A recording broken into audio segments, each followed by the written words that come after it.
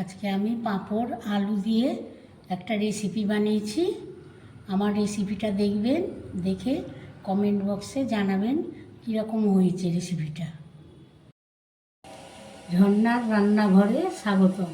আজকে আমি বানাবো আলু দিয়ে পাঁপড়ের রেসিপি। হচ্ছে 1 মুঠি লবণ দিয়ে দিলাম, এর মধ্যে আলুগুলো দিয়ে দিলাম। আলুটা সেদ্ধ হয়ে গেল, আমি নামিয়ে নিলাম।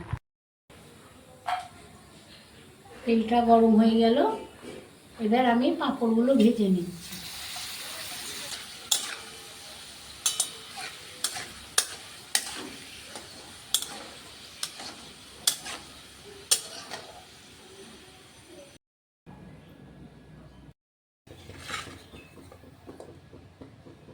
ওই গরম তেলে আমি আলু দিয়ে দিলাম, লবণ দিয়ে দিলাম, সামান্য হলুদ দিয়ে দিলাম।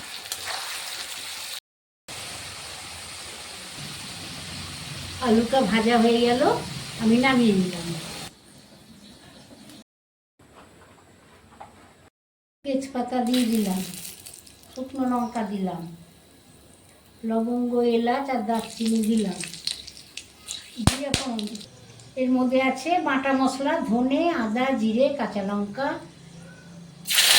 সামান্য হিং দিয়ে দিলাম, লবণ দিয়ে দিলাম, হলুদ দিয়ে দিলাম, রঙের জন্য কাশ্মীরি লঙ্কার গুঁড়ো দিলাম, চিনি দিয়ে দিলাম, কেটে রাখা টমেটোগুলো দিয়ে দিলাম।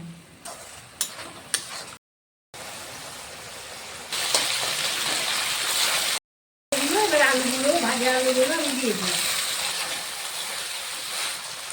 আমি টক দইটা ফেটে রেখেছিলাম, দিয়ে দিলাম। এবার আমি নারকেলের দুধ করে রেখেছিলাম, এটা দিয়ে দিলাম।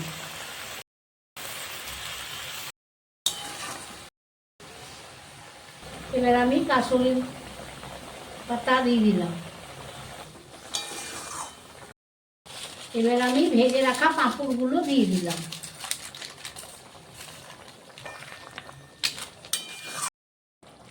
এর মধ্যে চিলি সস আর টমেটো সস দিয়ে দিলাম। এবার হয়ে গেল, আমি এবার নামিয়ে নিলাম। লাইক, কমেন্ট, শেয়ার, সাবস্ক্রাইব করে দেবেন।